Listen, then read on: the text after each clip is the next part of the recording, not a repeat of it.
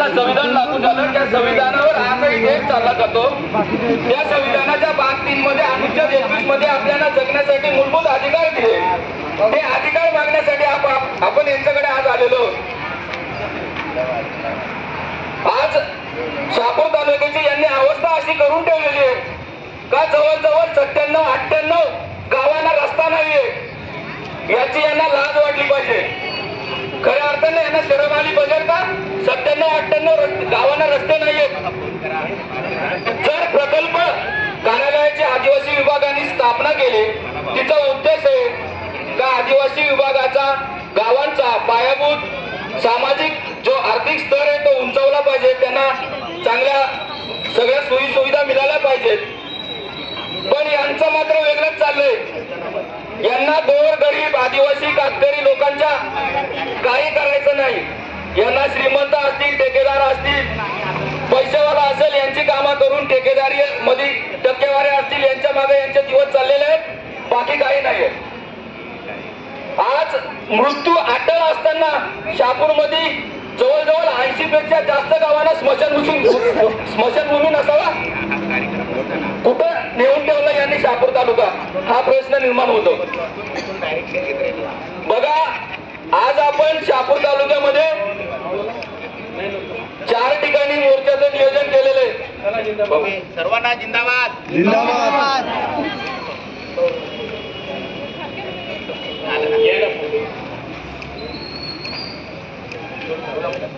आज आपण शहापूर तालुक्यामध्ये एकच दिवशी 4 ठिकाणी मोर्चाचं नियोजन केलेलं आहे.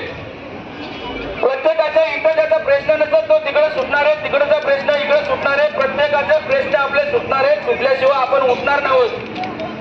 यांना दाखवून द्यायचे का श्रमजीवी संघटना एकदा मोर्चाने आंदोलनाने आली तर काय करू शकते. यांना आपण बघा, भगतसिंगांनीच सांगितलं आपल्याला का बहरों को सुनाने के लिए धमाके की जरूरत होती ना. आपण त्या पद्धतीने शहापूर तालुक्यामध्ये 4 ठिकाणी मोर्चा काढून यांना धमाका दाखवण्याचा जो प्रयत्न केलेला आहे तो आपल्याला कशा पद्धतीने आपले जे अधिकार आहेत ते मिळवून घ्यायचे ते आपण घेणारच आहोत.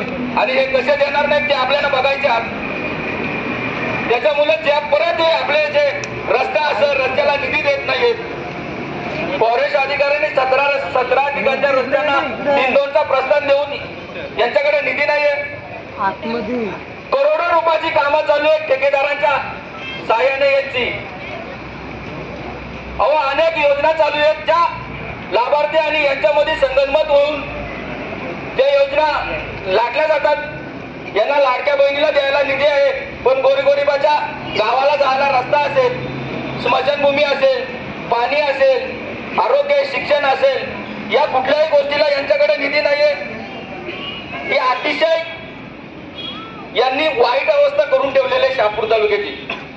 पण यांना या मोर्चाच्या निमित्ताने आम्ही सांगतोय, आम्ही अहिंसेच्या मार्गाने गांधीजींच्या मार्गाने जरी प्रत्येक मोर्चा आंदोलन करीत असलो तरी आम्हाला भगतसिंगांचे विचारही आमच्या मनामध्ये रुजलेले. त्याच्यामुळे तुम्ही लक्षात ठेवा, आज 4 ठिकाणी गेलेला मोर्चा आहे. याच्या पुढे एकच ठिकाणी येऊन तुम्हाला आतमध्ये कोंडवलं नाही तर श्रमजीवी संघटना परत आम्ही सांगणार नाहोत. यांनी अवस्था अशी केली शहापूर तालुक्याची. एवढी मोठी बिल्डिंग भाड्याने घेतलेली आहे, पण कित्येक वर्ष भाडा घालवतात, आदिवासी प्रकल्पाचे पैसे घालवतात. तिकडे ती बिल्डिंग नादुरुस्त दाखवलेली आहे, ती अजून पडलेली नाहीये, ती गोष्ट वेगळी आहे. पण यांनी इथं लाखो रुपये वर्षाला भाडा जातोय. मग यांनी दुसरी बिल्डिंग कुठेतरी प्रकल्पाची व्हावा याच्यासाठी काहीच प्रयत्न करावा नाही. किंवा आज गटविकास अधिकाऱ्यांनी केलेला मागच्या टायमाचा सर्वे, त्या सर्वे मध्ये कातकरी कुटुंबांना 12,667 लोकांना जातीचे दाखले नाहीत. आधार कार्डचा सर्वे केला गटविकास अधिकाऱ्यांनी, हे मी नाही सांगत. त्या गट विकास अधिकाऱ्यांच्या सर्वे मध्ये 3,636 लोकांना आधार कार्ड नाहीत, म्हणजे ते या देशामध्ये गणलेच जात नाहीत. त्याच्यानंतर 1975 लोकांना रेशन कार्ड नाहीयेत. ही अशा पद्धतीची दुरावस्था असेल तर हा प्रकल्प अधिकारी ना प्रकल्प करतोय काय, हा प्रश्न निर्माण होतोय. आजपर्यंत प्रकल्प अधिकाऱ्याचा आपण बघितले असतील, आपण अनेक मोर्चे काढले. मागच्या टायमाला ताई आलेली आहे. हलीवरद ताईचा एक राष्ट्रीय पंतप्रधानांनी केलेला पुरस्कार आहे, तिचा शौर्य पुरस्कार मिळालेला आहे, बाल शौर्य पुरस्कार. तिने आपल्या शहापूर तालुक्याचं नाव देशामध्ये महाराष्ट्रामध्ये सगळीकडे रोशन केला आणि आज तिची परिस्थिती बघितली, तिथे आज बेरोजगार आहे. आपण तिच्या संदर्भात अनेक पत्रव्यवहार या प्रकल्पाला केलेले आहेत, पण याला या गोर गरिबाच्या कामासाठी लक्ष द्यायला टाइम नाहीये. ठेकेदाराची फाईल आली तर यांना टक्केवारीने ती लगेच पुढे जाते, कशा पद्धतीने करायचं ते बरोबर करतात, यांना ते माहीत झालेलं आहे. ही ताई आहे, तिला शौर्य पुरस्कार मिळालेला आहे. तिने शहापूर तालुक्याचं नाव देशामध्ये नेला, पंतप्रधानांच्या हस्ते तिला पुरस्कार मिळाला. तिचे आपण किती वेळा पत्रव्यवहार केले, किती वेळा आपण यांना मागणी केली, यांना विनंती केली, पण त्या मागणीला विनंतीला हे बिलकुल लक्ष देत नाही आणि त्यांचं चाललेलं आहे. म्हणजे जर हे यांचे गोरगरिबांना मारून यांची पोरं लेकरं मोठ्या मोठ्या स्कूलांना मोठ्या शाळांना जात असतील ना, गोरगरिबाची लेकरं जर कुठेतरी शाळा नसेल, अवस्था वाईट असेल, तिथे जात असतील तर यांना ठेवायचं कशासाठी हा प्रश्न होतोय. आज आम्ही मागच्या महिन्यामध्ये दापूरमाल या ठिकाणी गेलो होतो. जवळजवळ 7-8 किलोमीटरच्या पेक्षा जास्त चालत गेलो. चालत गेल्याच्या नंतर तिथं अवस्था बघितली, रस्ता नाहीये, दगड माती चिखल मातीने जावं लागतं. तिथं आम्ही गेल्यानंतर एकही घर विटा मातीचं नाही, अगदी साधी. त्याच्यानंतर शाळेची अवस्था बघितली तर शाळेच्या अवस्थेला असं वासे लावून ठेवलं की ती शाळा कधी पण पडू शकते. त्याच्यानंतर आपण गेल्यावर नंतर या शासकीय अधिकाऱ्यांचा दौरा झाला आणि मग त्यांनी तिथं सांगितलं आम्ही हे देऊ ते देऊ ते देऊ. अरे पण श्रमजीवी संघटना जिथे पोहोचते तिथे तुम्हाला पोहोचता येत नसेल, तिथे श्रमजीवी पोहोचते आणि तुम्हाला लक्षात आणून देते, तर तुम्ही पगार कशासाठी घेता हा प्रश्न होतोय. तुम्ही सोडून द्या, खुर्च्या खाली करा. अनेक लोक शिकलेले आहेत, ती करतील कामं. आज प्रकल्प अधिकारी मागच्याच महिन्यामध्ये आम्ही आश्रमशाळेला भेट दिली. टाकीपंढरा आश्रमशाळेला गेल्यावर अवस्था बघितली तर कोणी तिथे 5 मिनिटं उभा राहणार नाही, अशा पद्धतीने तिथं मुलं राहतात. अतिशय खराब अवस्था, एवढा वास येतो, बाथरूमची अवस्था वाईट, पाणी नाही, पदवीधर शिक्षक नाही, मुख्याध्यापक आहेत ते शिक्षक म्हणून तिथे मुख्याध्यापक म्हणे तात्पुरता मुख्याध्यापक. अशा पद्धतीची जर अवस्था असेल म्हणजे उपहारामध्ये 2-2, 3-3 वस्तू दिल्या जातात, त्याच्यामध्ये एकच दिला जातं, मग एक खातोय कोण? प्रकल्पवाले खातात, कोण खातं यांना लक्ष द्यायला.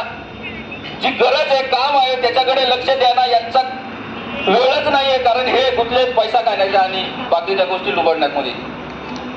अशा पद्धतीची व्यवस्था असेल तर तुमच्या प्रकल्पाची काय गरज आहे आम्हाला बघा. आपण वेळोवेळी आदिवासी स्मारकासाठी पत्रव्यवहार केलेला आहे, त्याच्यावर यांच्याकडे लक्ष द्यायला नाहीये. राघोजी भांगरे यांची उमरई येथे समाधी आहे, ती जीर्ण झालेली आहे, तिचं जीर्णोद्धार करून चांगल्या पद्धतीने ती उभा राहावी अशा आपण अनेक वेळा मागण्या केलेल्या आहेत. पण त्या मागण्यांच्याकडे यांचं लक्ष नाहीये. फक्तशी यांचं योजना लाटा, ठेकेदारी त्यांच्याकडे, त्यांच्या मागे लागा, हेच चाललेलं आहे.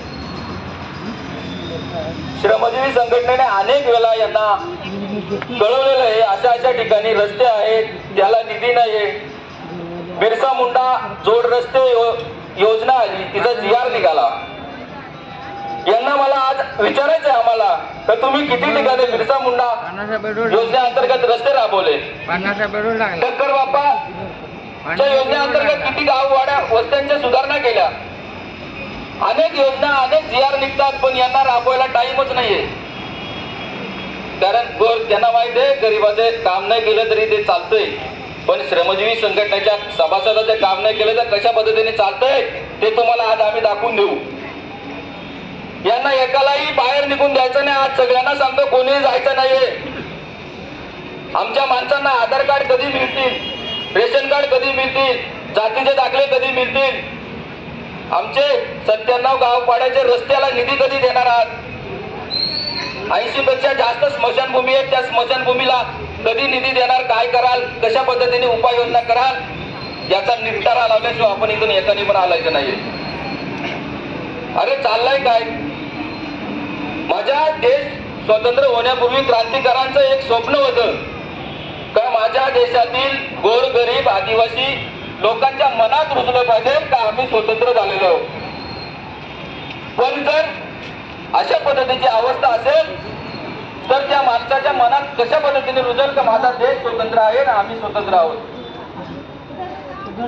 आम्हाला संविधानाने अधिकार दिलेल्याप्रमाणे ज्या मूलभूत गरजा आहेत त्या सुद्धा आज स्वातंत्र्याच्या 78 वर्षामध्ये तुम्ही देऊ शकाल नसाल तर तुम्ही करता काय हा प्रश्न निर्माण झालेला आहे. घरकुलाच्या योजना एवढ्या चालू आहेत, शबरीमधून घरकुल आहेत, त्यांचे हप्ते पडत नाही, त्याची उपाययोजना नाही, काही नाही. अगदी दलिंद्री अवस्था करून ठेवले यांनी प्रकल्पाची. यांच्या अनेक ठिकाणी कार्यक्रम होतात, लाखो करोडो रुपयाची बिला लावायची आणि ते पैसे काय करायचं त्यांचं त्यांना माहिती. पण गोरगरिबाच्या घरकुलाला निधी नाहीये, रस्त्यांना निधी नाहीये, स्मशानभूमीला निधी नाही. अनेक प्रकारच्या याने अडचणी करून ठेवलेल्या आहेत. गोरगरिबाला गरीबच ठेवलाय, श्रीमंताला श्रीमंत करीत ठेवलंच नाही. श्रीमंतापेक्षा करोडपती होत चाललेत हे प्रकल्पवाले. टक्केवाऱ्या घेऊन हे लखोपती झाले, करोडपती झाले, आता अब्जपती होतील. पण हे कशामुळे होतात? या गोरगरिबांच्या पैशाचा नाश करून हे अब्जपती होत चाललेले. आम्हाला याचा आज पूर्ण हिशोब पाहिजे. श्रमजीवी संघटनेने मागितल्या पत्राला माहिती मागितली तर हे बोलतात माहितीचा अधिकार टाका. म्हणजे तुम्ही आमच्या पत्राला काही किंमत देत नाही. आज बघता आम्ही तुम्ही कशा पद्धतीने किंमत देत नाही. अहो, एखाद्या गावामध्ये 97 गावामध्ये रस्ते नाही, त्या गावातल्या महिलांना, एखादी महिला गर्भवती असेल तर त्या गर्भवती महिलेला नेण्यासाठी डोलीने न्यावं लागतं. तुम्ही या 2-3 महिन्यामध्ये बातम्या बघितल्या असाल.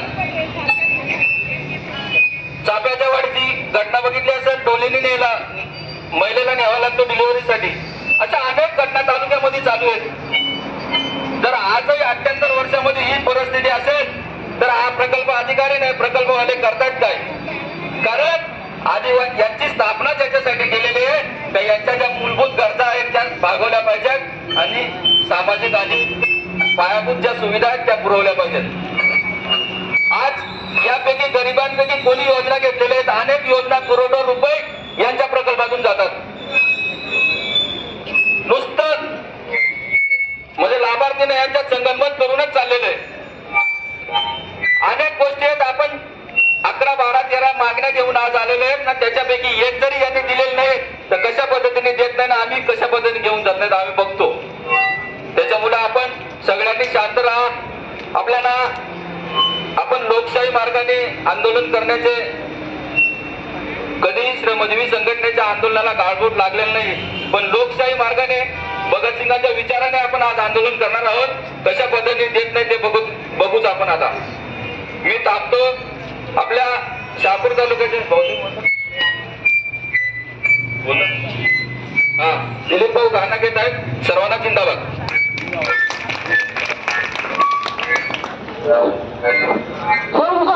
जिंदाबाद.